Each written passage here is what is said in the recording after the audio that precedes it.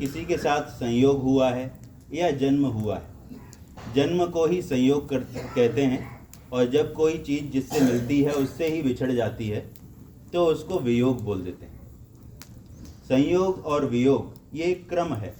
जिसका भी किसी भी वस्तु के साथ संयोग हुआ है उसका उसी वस्तु के साथ या उसी व्यक्ति के साथ वियोग होना भी सुनिश्चित है। इसे कोई रोक नहीं सकता।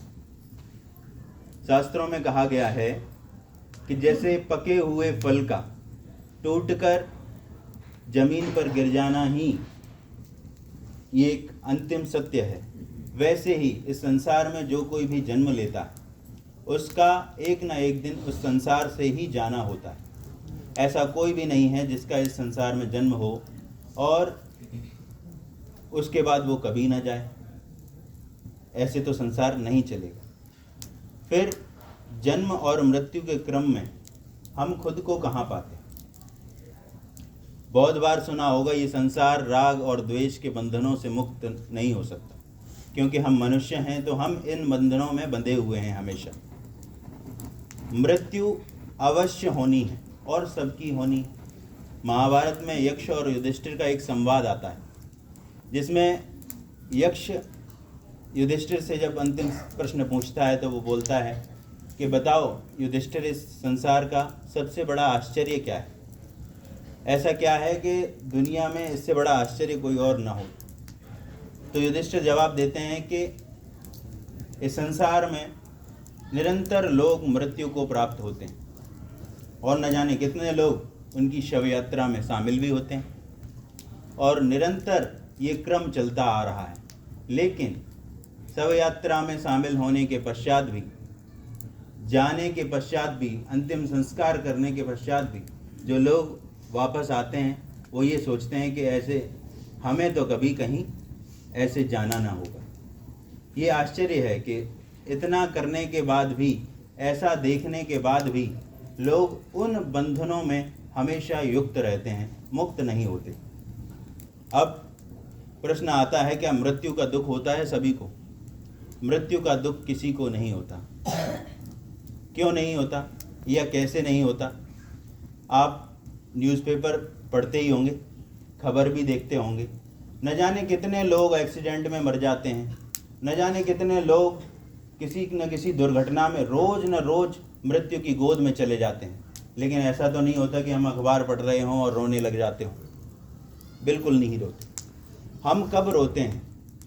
हम तब रोते हैं जब अश्रु तब निकलते हैं जब हमारा कोई आत्मीय, जिसके साथ बहुत लंबे समय से हम साथ रहे हो, जिसके साथ हमारा स्वार्थ का बंधन हो किसी न किसी रूप में, कोई बंधन जिसके साथ हम बंधे हुए हैं, कोई मोह का पास जिसके साथ हम बहुत लंबे समय तक उसके साथ जीवन व्यतीत कर रहे थे, और अचानक से जब वो मोह के, राग के, स्वार्थ के बंधन टूटते हैं तो हमें निश्चित रूप से दुख होता है। क्या आत्मा को भी इसका दुख होता है या नहीं? नहीं, आत्मा को इसका कोई भी दुख नहीं होता। जैसे हम किसी लंबे सफ़र पर चलते हैं तो बस में सीट प्राप्त करने के लिए बड़ी झंझाझोटी करते हैं कि कैसे भी सीट मिल जाए। कोई कपड़ा डालता है, कोई कैसे भी डालता है, कैसे ना भी कैसे वो सीट मिल जाए, चाहे ट्रेन में चाहे बस में। लेकिन मान लो हमें दिल्ली जाना है और जैसे ही दिल्ली आई वैसे ही हम उस सीट की तरफ मुड़कर भी नहीं देखते और तुरंत चले जाते।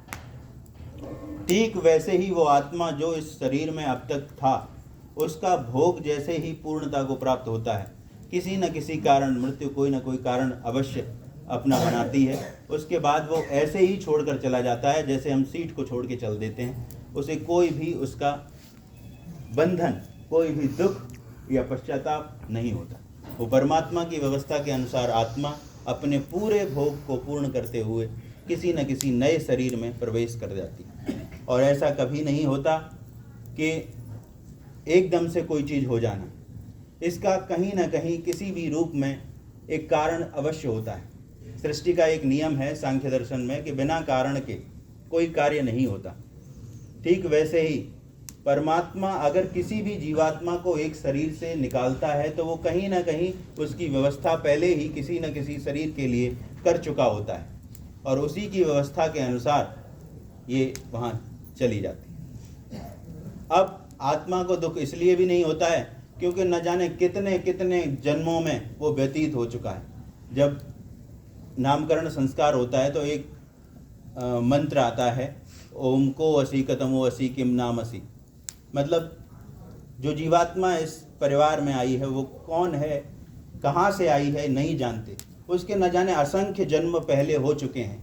वो न जाने कितने लोगों का माँ, कितने लोगों का पिता, कितने लोगों का दादा, कितने लोगों के पुत्र के रूप में न जाने कब कब हजारों जन्मों में इसी बंधन में युक्त होता गया है, और न आज भी वो परमात्मा की व्यवस्था के अनुसार चला जाता है और हम कुछ भी नहीं कर पाते। दुख होता है तो सिर्फ बंधनों के टूटने का, मोह के टूटने का, स्वार्थ के बंधनों के रिक्त हो जाने के बाद। अब आपने देखा होगा और ये सत्य भी है कि कोई भी हमारे बीच में बहुत लंबे समय तक हमारे साथ जुड़ा रहा, अचानक वो चला जाता है। ईश्वर की व्यवस्था है, हम कोई भी मनुष्य उसके सामने लाचार हैं, बेबस हैं, हम कुछ नहीं कर सकते। लेकिन उनके जाने के बाद एक न्यूनता, एक रिक्तता जरूर रह जाती है और पूरा परिवार उनकी न्यूनता से हमेशा पछताता रहता है, उनकी कमी को हमेशा महसूस करता रहता है। हमारा भी ये काम है कि उनके जाने के पश्चात हम सब लोग इतनी संख्या में उपस्थित हैं तो निरंतर रूप से वो भी समाज के लिए बड़े उपयोगी, बड़े सहयोगी रहे होंगे। हमारी क्या जिम्मेदारी बनती है उनके जाने के पश्चात? उनके जाने के पश्चात हमारी जिम्मेदारी बनती है कि उस परिवार को हम टूटने न दें, बिखरने न दें। उन्होंने जिस पुरुषार्थ से, जितनी मेहनत से इस परिवार को अच्छा बनाया, इस परिवार की उन्नति में योगदान दिया, हम भी उन्हें सहारा बन के, उनके लिए कामयाब हो के, जितने भी परिवार के और सदस्य हैं, ये बालक बड़ा छोटा है, इतनी ही समय में इसे दुख उठाना पड़ा, ये बड़ी दुर्भाग्य की बात है। लेकिन क्योंकि ईश्वर का विधान है, हम सभी बेबस हैं, हम उनके बाद यही प्रार्थना करते हैं। और सभी को एक मंत्र है जो कई बार बोला गया, महामृत्युंजय मंत्र। बहुत सारे लोगों को वो आता भी होगा, ओम त्र्यंबकम यजामहे सुगंधिम पुष्टिवर्धनम उर्वारुकमेव बंधनान् मृत्युर्मुक्षीयमामृता। ये मंत्र जीवन को कैसे जीना चाहिए इसके बारे में बहुत अच्छा एक उपाय बताता है। ये वेद का मंत्र, इसमें कहा गया है कि हे ईश्वर, मैं जब तक इस संसार में रहूं तो खरबूजे की भांति रहूं, और जब भी इस संसार को छोड़ूं तो भी खरबूजे की तरह हूं। खरबूजे का उर्वारुक कहते हैं खरबूजे को। ये सभी के लिए एक उदाहरण है कि जब भी हम इस संसार में रहें तो ऐसे ऐसे काम करें कि जो संसार के कल्याण के लिए हों, समाज के कल्याण के लिए हों, समाज को आगे बढ़ाने के लिए हों, समाज में जितनी भी दुर्गति हैं, दुर्व्यसन हैं, उन्हें दूर करने के लिए हों। और जब भी हम इस संसार को छोड़ें तो खरबूजे की जैसी स्थिति हो। खरबूजा जब पक जाता है ना तो उसकी सुगंधी चारों तरफ फैल जाती है और आसपास के लोगों को भी पता चलता है कि वो खरबूजा पक चुका है कहीं ना कहीं। तो और वो जब डाली से अलग होता है तो उसे किसी प्रकार का दुख नहीं होता, उसे तोड़ना नहीं पड़ता, अपने आप पक के वो छूट जाता है। ठीक वैसे ही है ईश्वर, हम ये प्रार्थना करते हैं कि जब तक हम इस संसार में रहें, हम निरंतर अपने व्यवहारों की, अपने कर्मों की, अपने शुभ कर्मों की खुशबू चारों तरफ बिखेरते रहें।